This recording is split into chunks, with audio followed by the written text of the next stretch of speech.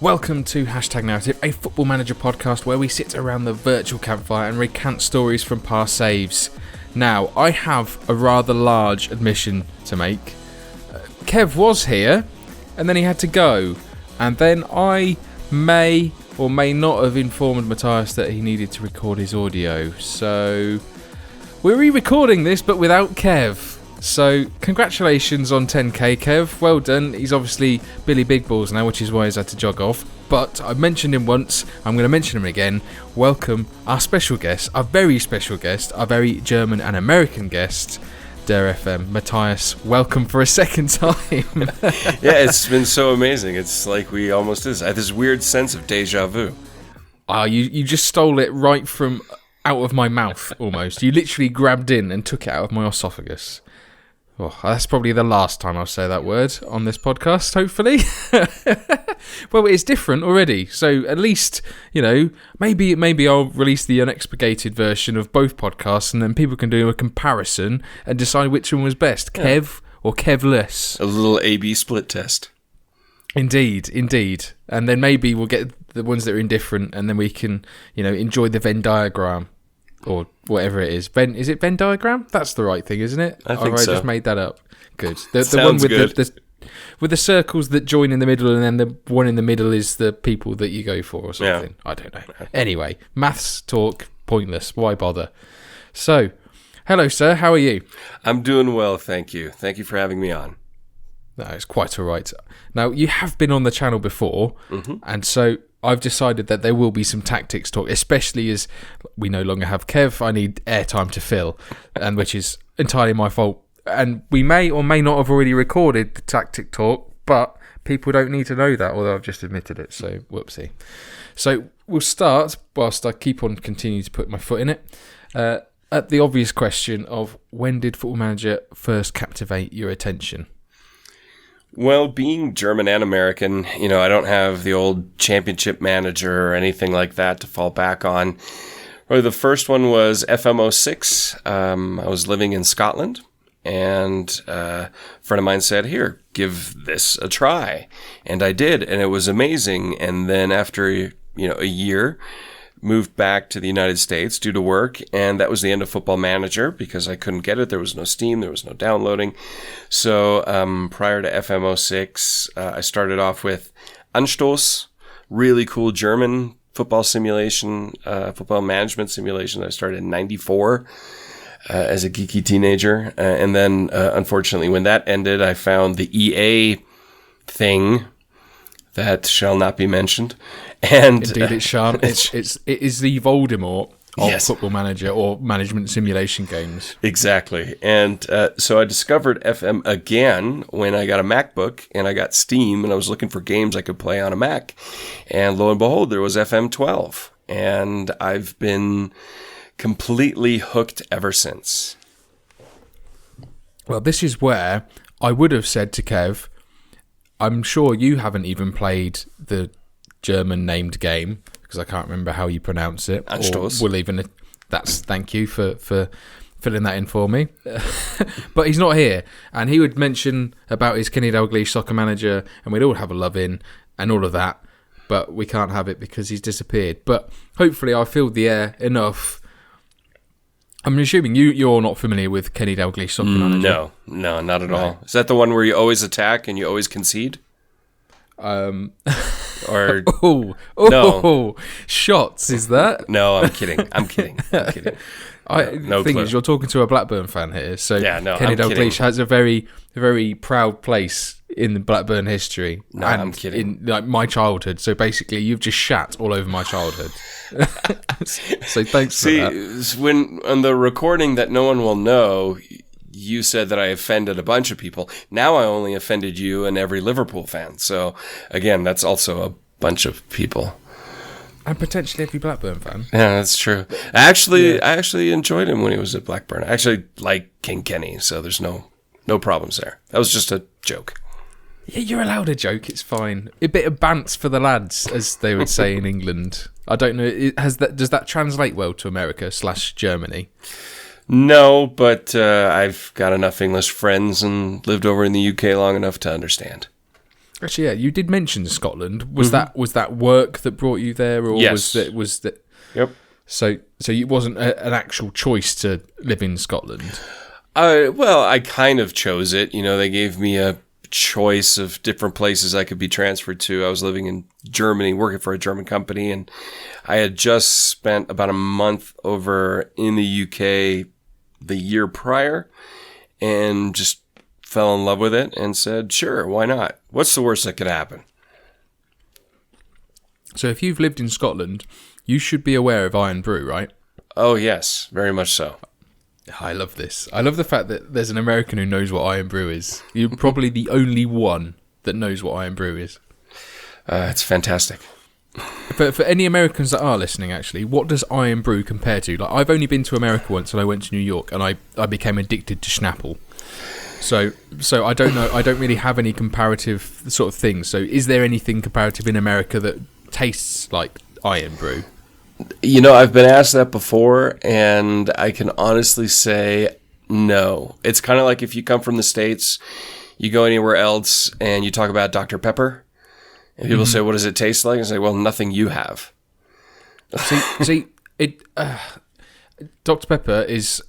Like, there's an alcohol called amaretto. Yes. Okay. And that's yes. what, and it's an almond liqueur. Yeah. So that's what Dr. Pepper tastes like. But obviously, for those of you under 18, you're not allowed to know what amaretto tastes like.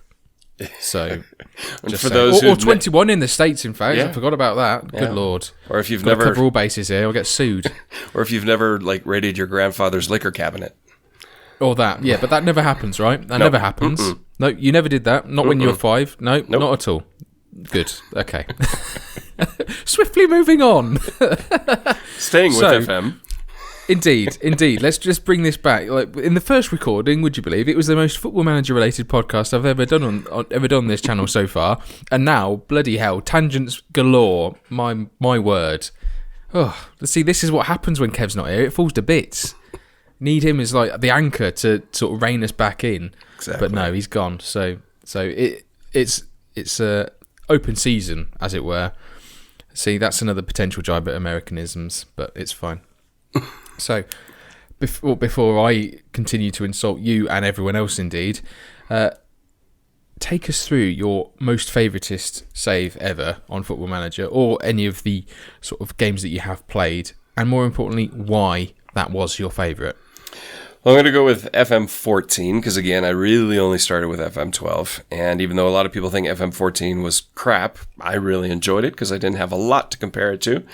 And it was a Hamburg save where it took us 6 seasons to finally win the Bundesliga title because Bayern are just so dominant, like they are in every iteration of the game. But I did win the Champions League twice. And the first time I won the Champions League after being Real Madrid and Barcelona on the way to the final, we beat Bayern in the final on a stoppage time goal after the 120th minute from our worthless center back Heiko Westermann after a corner, and we won the thing 1-0. I lost my mind. It was so cool, and that's why it just sticks out, because just that jubilation, I'm getting all goosebumps now just thinking about it. Oh, I do love that, and I love the fact that actually that's something that very similar to something that happened in real life, which was the 1999 Champions League final, again involving Bayern, and then again being on the arse end of a late goal. In fact, it was 2 late goals in that game, wasn't it? But I find it hilarious that your awful centre back was the one that scored the goal. Yep, and I sold him immediately after that because it was the last match of the season and he was gone for the next season. Oh, so ruthless. That's the German in you, isn't it? That ruthlessness, that evil streak. That's got to be the German part of you, surely. I don't know. Right now, the American part's kind of giving the German part a run for its money, but this is an FM. This is about FM, not politics, right? We can blur the lines a little bit. Like I said, Kev's not here, so I'm just trying to sort of take shots across the bow at everyone right now. Yeah.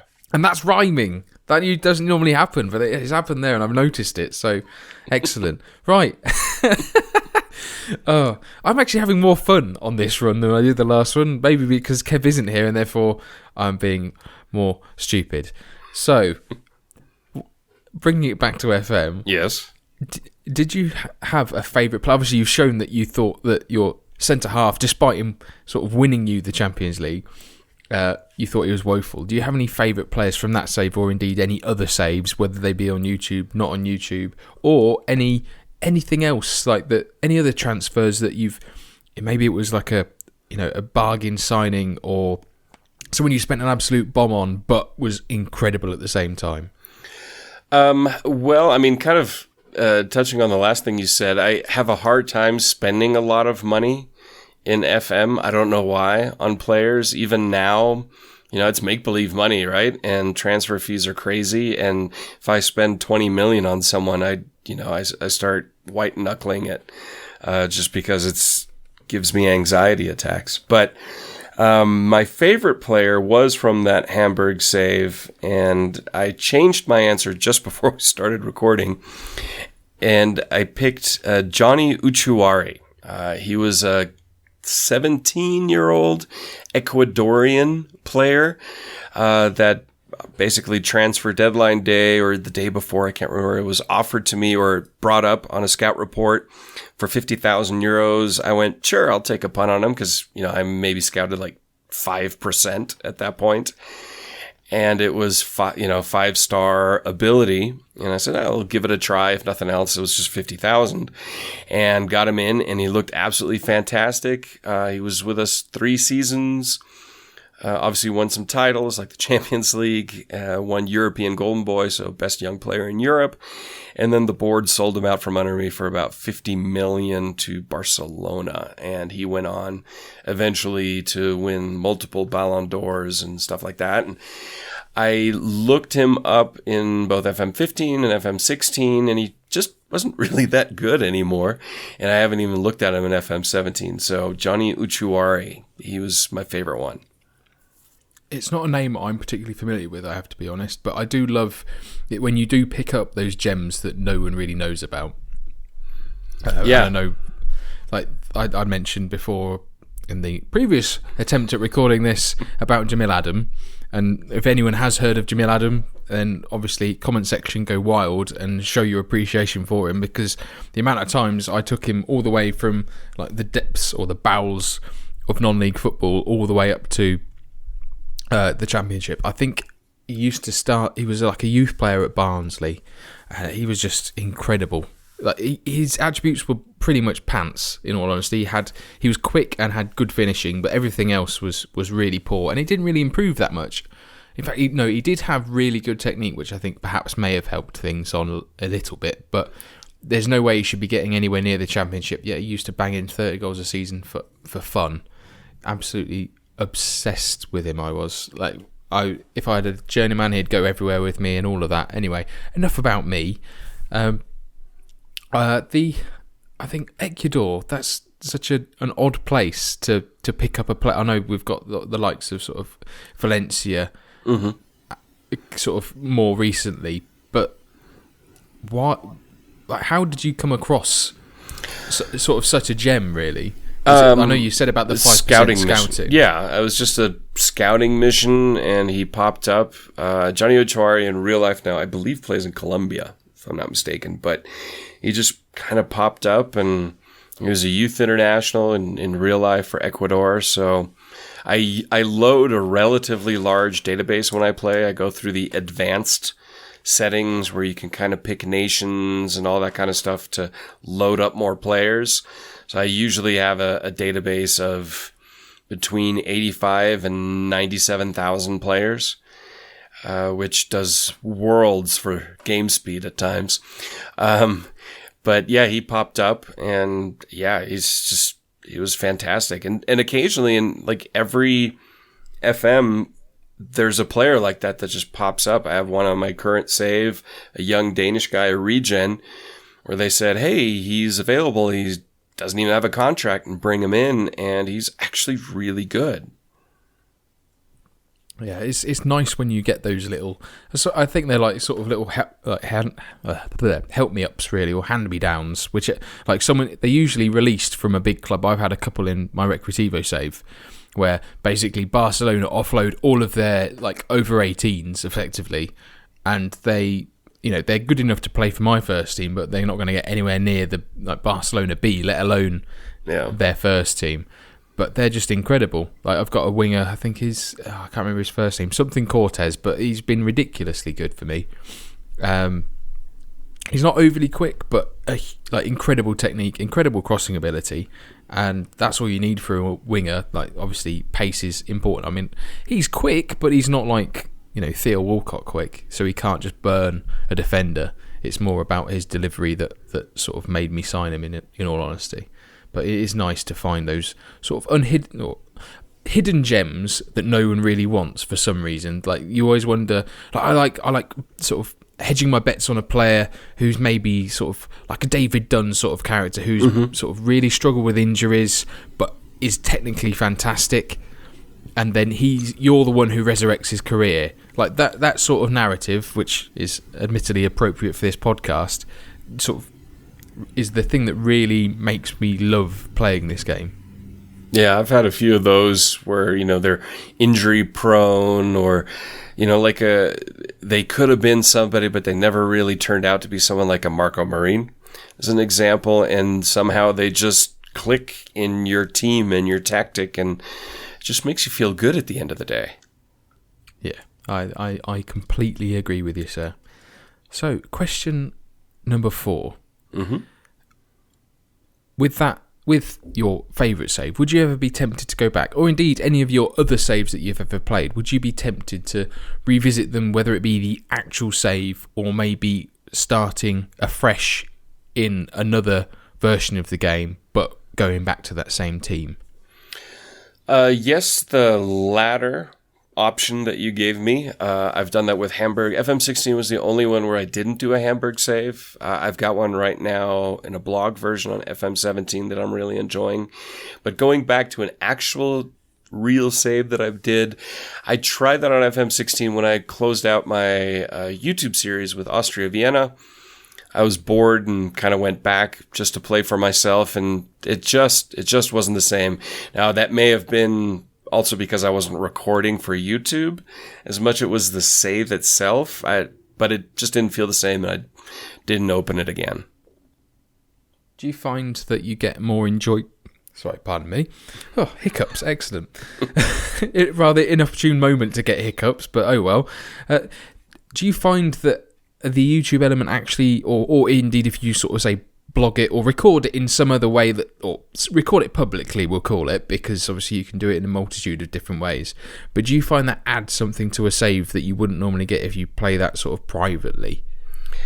I would now have to say yes. I started on YouTube late November of 2015, so just over a year, and okay, in the beginning it was really awkward and weird and bumpy and it was just bad. But now where you have a certain community and you have interaction, and, I sit here in the mountains of Colorado, I don't really have a lot of FM guys around me. So it's a way of being part of a community and sharing what you're doing. And I don't know, it adds an element to it that I never thought of before that just makes it more fun. Even if you're struggling or whatever, it's still more fun that way. And it becomes more memorable for me, to be honest. I think I find it quite nice when you look back on, say, I think I mentioned it before, but I made like a little highlights package towards the end of Return of the Rovers, sort of just, I suppose, going back over it really. And obviously part of that process was me watching back old episodes. I think, I can't even believe that actually happened. And so it's nice to have that record, because I suppose on previous games, like, you're reliant upon the game storing that data for you, and obviously after a certain point it starts not recording games, or it deletes sort of, if they're like, say you've got like a 30-year save, it won't remember. It'll remember the results, but you won't be able to view the games. Yeah. So you can't relive some of those really big moments. And obviously, it was only fairly recently where they actually added the button to be able to keep certain players' history. But then again, it's very selective, and you've got to actually actively click that player to keep their history after they retire. So if you've had a regen from, he came through to your youth academy and you sculpted into this incredible player, but then he retires and you forgot to click that button. I can only imagine how galling that could be. Oh yeah, yeah. But yeah. Anyway, now there's something I want to move on to, and it's a bit off-piste, I'll admit, but as you're here and you are somewhat of a tactics buff, and I will speak for Kev, even though I know he's no longer here, and probably myself, we're not known for being amazing at tactics on Football Manager in particular. Like, I'm okay with tactics in real life, but actually getting them to be translated into sort of working in-game tactics, you are one of the better people, if not the best on YouTube at this point. Oh, wow. I would say. Wow. Right. Thank you. So, like, I remember reading your blogs, which is, I know I involved you in the retrospective last year, Yep. and you were sort of representing the blog side of things.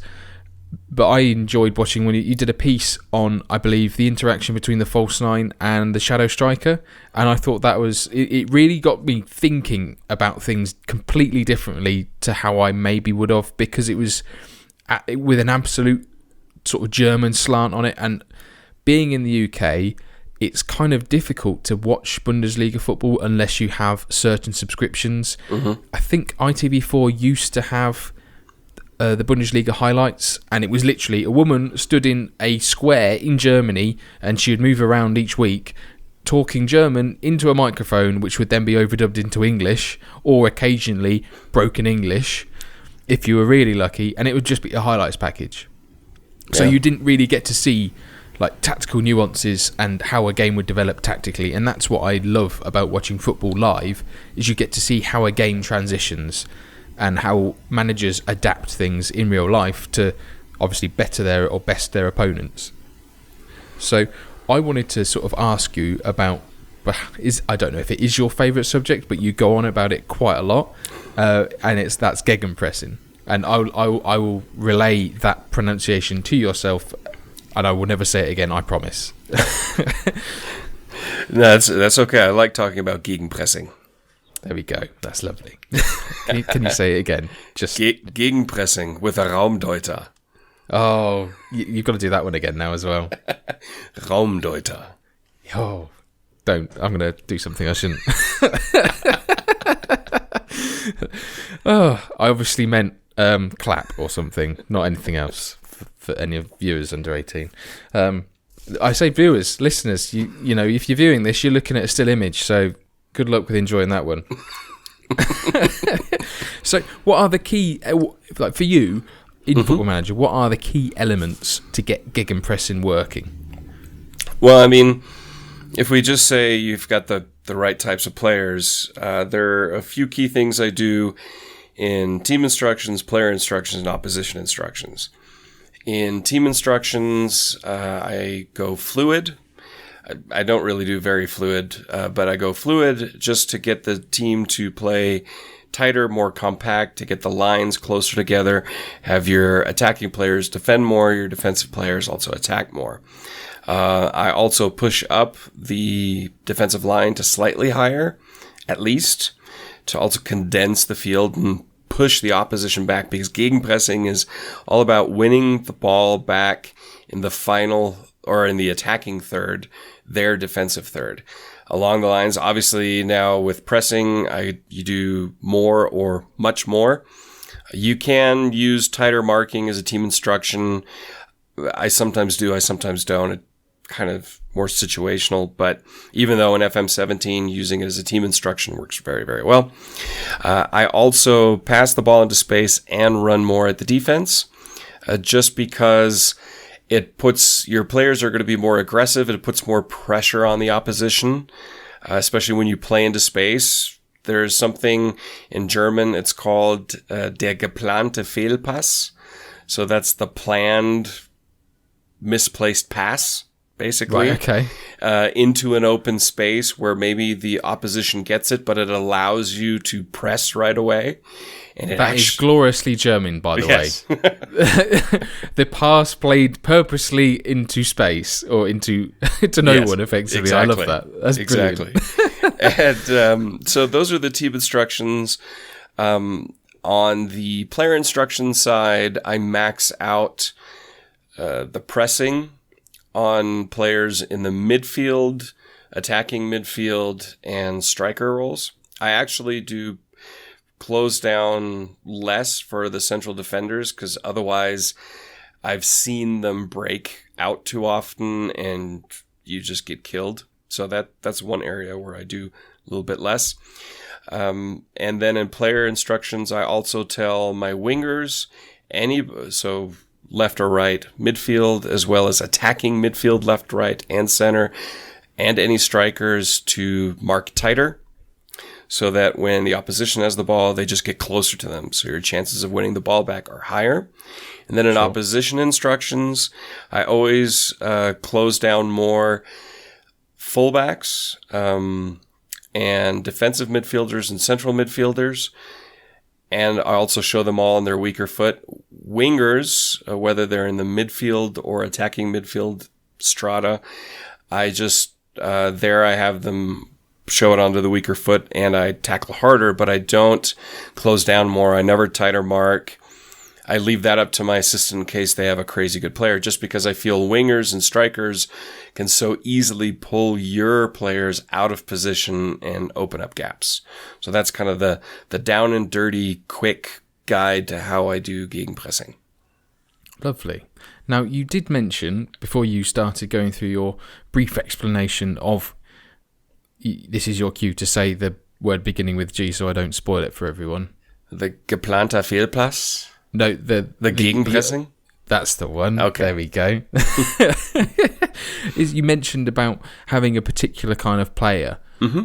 Is there anything that you particularly look for? Now, I'm assuming it's something to do with work rate and determination, just because it's a, you have to have a hard-working team. Yes. But is there anything else, like sort of in addition to, I suppose, the roles highlighted, and also with those roles, do you use particular roles above others and find players to fit those roles that particularly suit gegenpressing? I've done it. I've ruined it. I'm sorry. It's okay. I should have said fine. You did it very well. It just said counter-pressing. Okay. It's not. It's actually a mistranslation, but it's. So basically, go to the attributes. I don't look at technicals. Great technicals. You always want those, but you already talked about work rate, determination. Another one is teamwork. It's very important for me so that they work well as a team. And then I look at stamina, because you're asking them to run a lot, and acceleration. And the reason why acceleration is specifically for any defensive players, so fullbacks, wingbacks, center backs, because people will play longer against you, i.e. try to lump it over the top to relieve some pressure. You have to have defenders that can turn and accelerate quickly. Otherwise, you're always going to be for a loss. And as far as roles go, I like a defensive forward.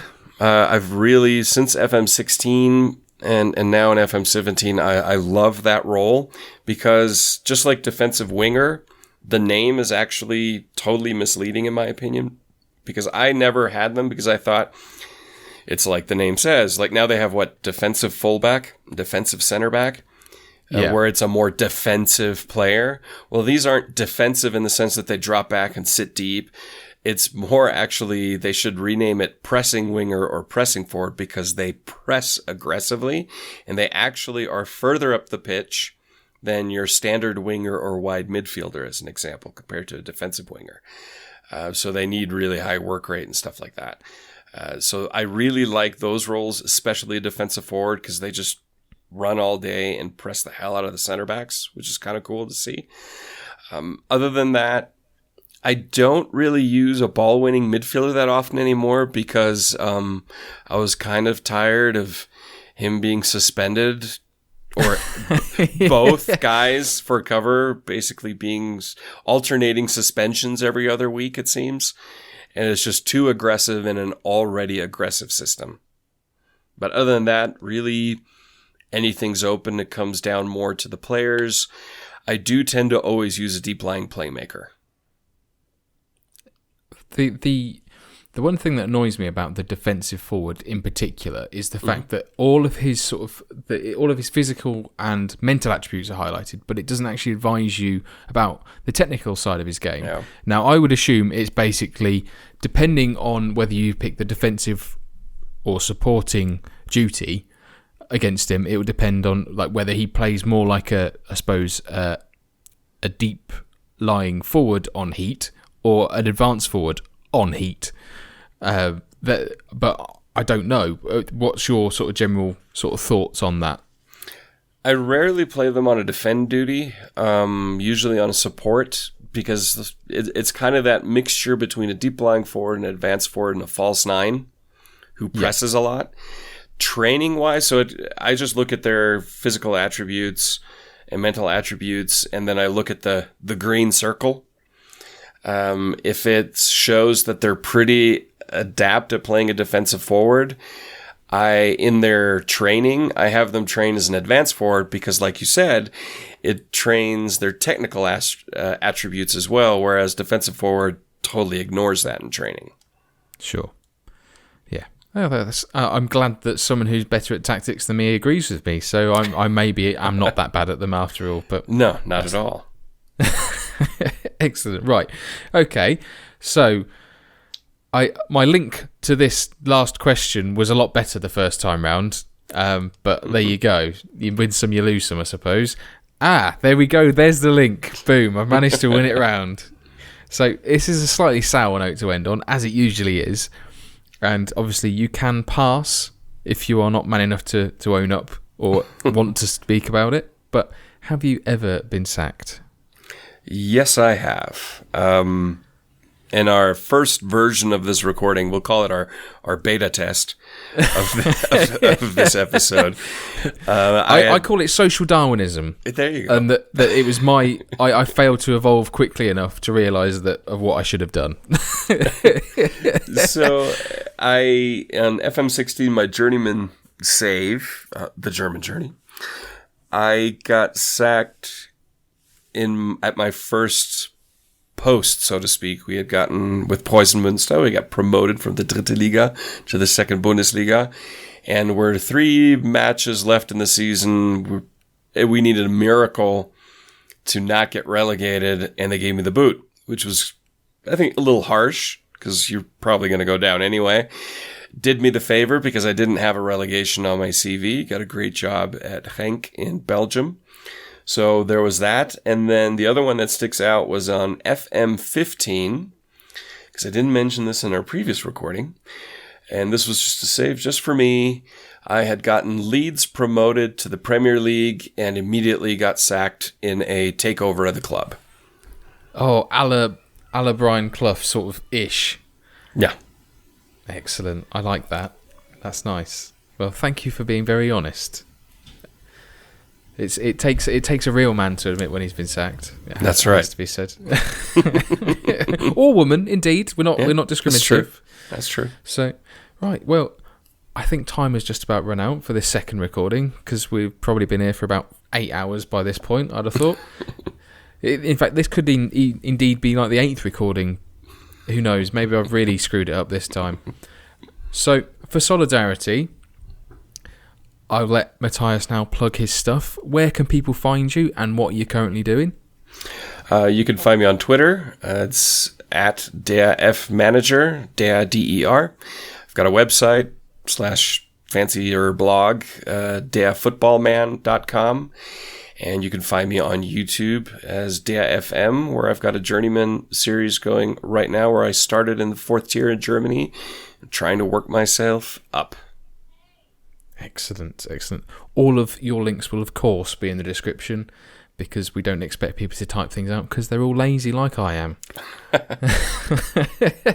And obviously, it wouldn't be the same, and I'm going to have to revert to my Kev soundboard. But, Kev, where can people find you?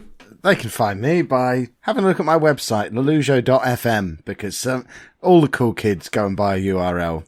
And you'll find everything linked from there, because it's great. Oh, that's what I thought you'd say. That's bad. I'm sorry, Kev. So, without further ado, obviously, if you have enjoyed this second recording of this episode of Hashtag Narrative, please pop a like on the button of likeness, share and subscribe if you haven't already done so, and whilst you're here, why don't you snoop around, see if you can find something else that you might like that I've created for the Football Manager community at large. It is goodbye from Kev, cue Kev soundboard. Goodbye. It is goodbye from Matthias. Goodbye. And it is goodbye from me. Thank you all for listening. Thank you again, Matthias, for your time, and thank you, Robot Kev, for your...